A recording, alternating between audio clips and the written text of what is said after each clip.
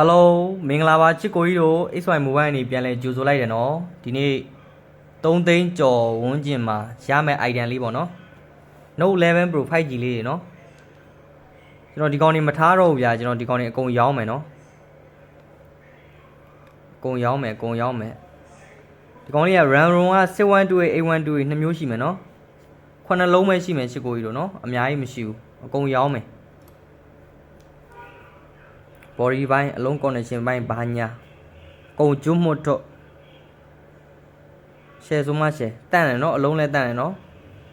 ဘယ်မှာမှလိုက်မရှာနဲ့ဗျာနော်ဒီ3သိန်းကျော်ဈေးဆိုတာနဲ့ဘယ်မှာမှမရဘူး Note 11 Pro 5G နော်